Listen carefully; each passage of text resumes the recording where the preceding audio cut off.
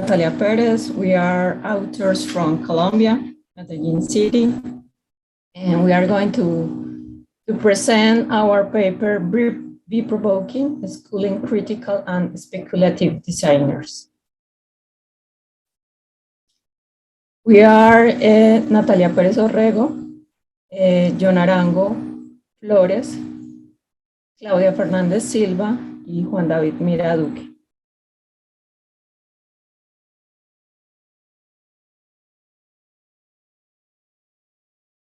The main content of the paper talks about that designing the provocation is a powerful strategy to jump from denouncing to generating action and behaviors of critical and speculative nature in design studies.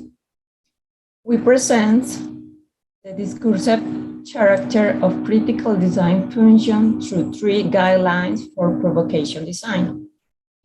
Those are intellectual tricks, generative challenge, and embodied futures, based on the philosophical concept of experience as an act of knowledge. Those guidelines are discussed from 3 classroom experiences, including design, architecture, and industrial design in Medellin, Colombia. Those projects showing the possibilities and challenges from critical and speculative design schooling, as well as bringing the teacher and student closer to the new ways of interacting with social problems in the context of Latin America. Our strategy in this paper was we want to this main concept that where the nature of design has always carried out a mobilizing and transformative provocation, and not only a superficial change for producing new corporality through the design of interfaces. What design does is thus to provoke other possible interaction and corporabilities by thinking about human interaction embodied in context. What is the function of critical design? Critical design redefines the concept of function and understanding it as dynamic, immaterial, and social. Goes beyond representation to critical performance. We start from the answer of the experience of knowledge as poiesis experience. Provoke me, don't explain me. From defining 3 design guidelines for provocation. At the end, we conclude that the discursive efficiency of critical design seeks to generate dialogue with others, discuss, discourse, provoke, debate, critique, and highlight the circumstances of a social nature.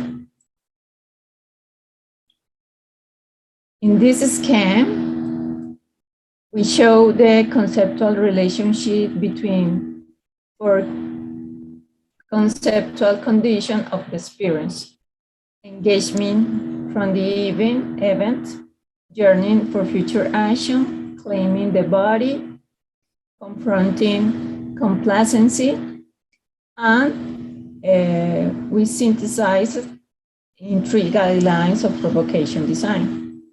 This topic are the main conclusion of my PhD thesis in design and creation titled Provoke Me, Don't Explain Me, and they are grounded on the philosophical analysis of experience as an act of knowledge. In this paper, we show the application complete or partially of this conceptual condition of experience and the guidelines in 3 design classrooms at Medellin, Colombia. But first, I will explain quickly each concept.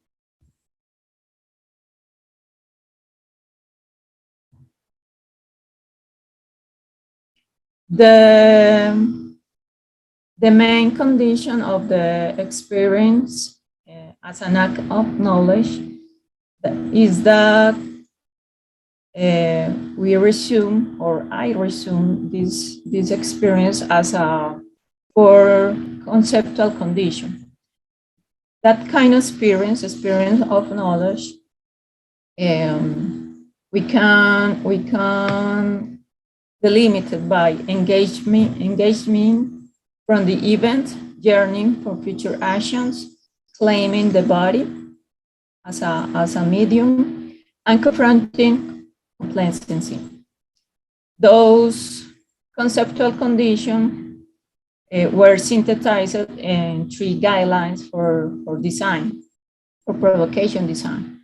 And those 3 guidelines were intellectual risks, where the participatory confrontation, both in his statements and the artifact presents by the design or also by the voice of the designer, must be traded the comfort of the participant and confront their modes of regular participation in order to stimulate critical discernment.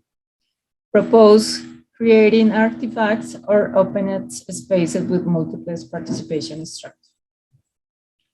Generative challenge, the second one, is the intervention in which opportunity is provided to explore a problem, invent, recompose, co-create, and experiment with new ideas, or thinking disposition as a fluid experimentation. This guideline could prefigure the discourse type in advance, critical, or speculative. The third one, embodied futures. This guideline connects with new knowledge, with the previous one, knowledge, promotes the development of new attitudes and behaviors to follow and perpetuate after the experience. And it could name it, this guideline is the provocation that provokes intrinsic desire to learn more, or to learning more. Those guidelines were tested, or put in on to classroom in 3 case studies.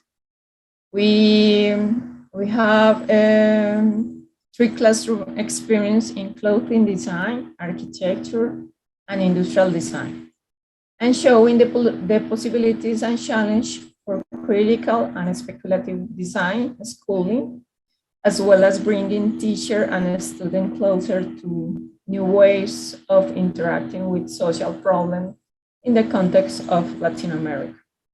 So the provocation, we name it provocation from the body dress, provocation from space, provocation from the object. The first case study was named 2 sides of the same coin.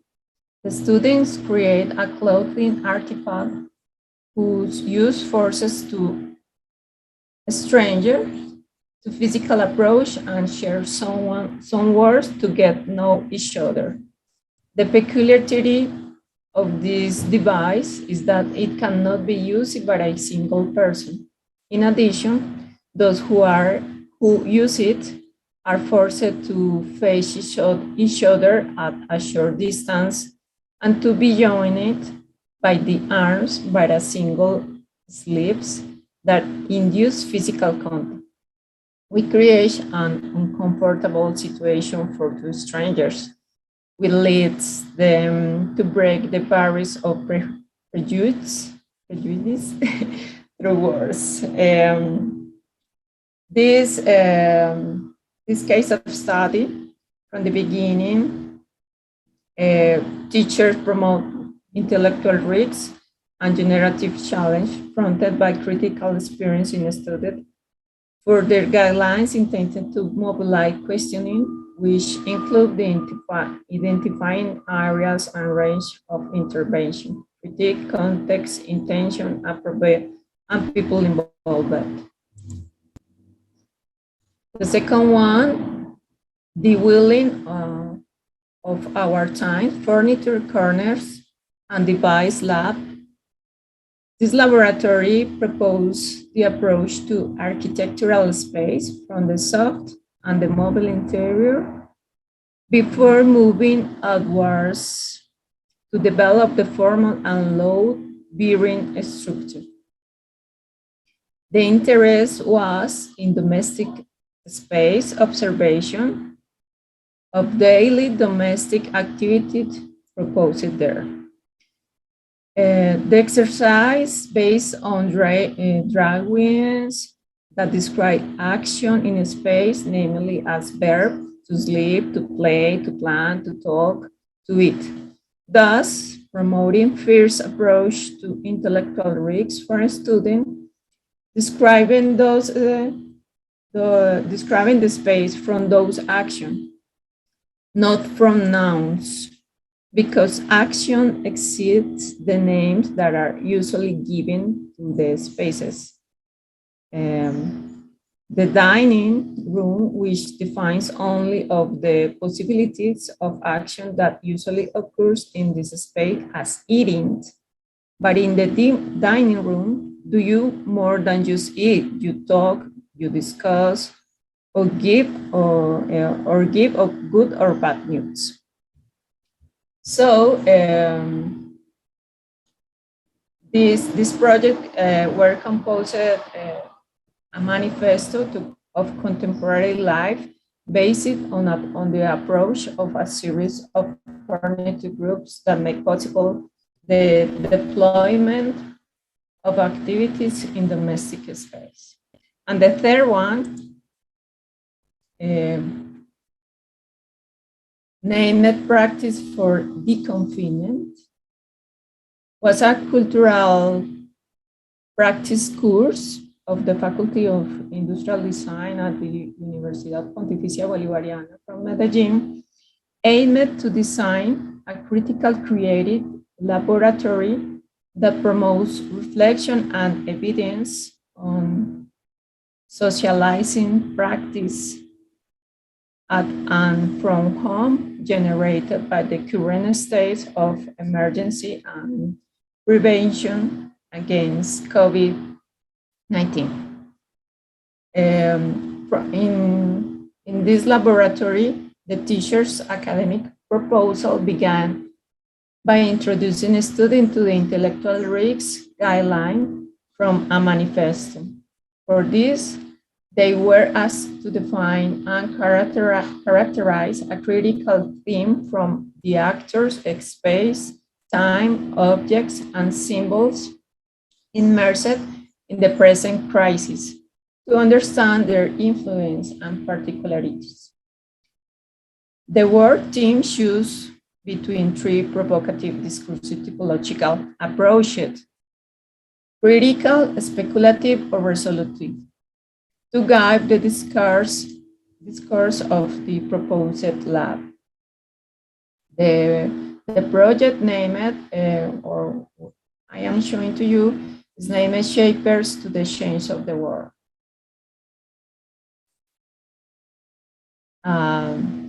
At the end, the conclusion from those guidelines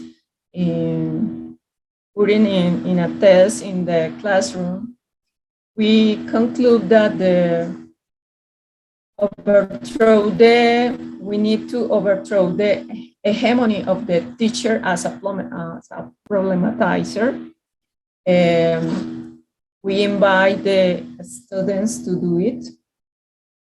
The second one is throwing the student into the intellectual risk. It was a necessity. The third one differentiates the concept of function from and in critical and speculative design, because we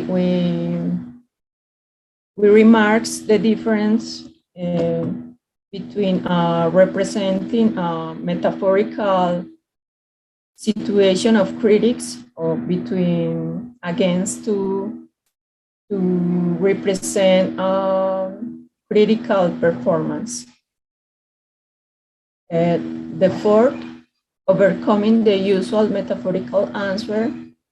And the fifth, approximating architecture to critique and speculation is needed to expand, because from the 3 labs, from this type of discipline from architecture, it made it more difficult the scale of architecture to promote critique and speculation.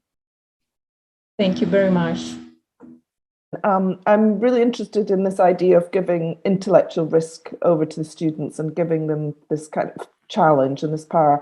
I wonder if you noticed whether different disciplines handled that differently, because I think your project is interesting in how you had these different types of design disciplines and whether they all coped the same with this intellectual risk idea. Thank you. That's a good question. Yes, there exist three different approximating reflection from critics, and I tended to say that the clothing design or dress design are more approximated or more near to the critics, because this is an hypothesis that they reflect more frequently with the body, or with the, how do you say, with the action. They are so near to the body, so that discipline are more reflected. The 3 disciplines reflects in critical action, but we understand right now that that kind of discipline does it better.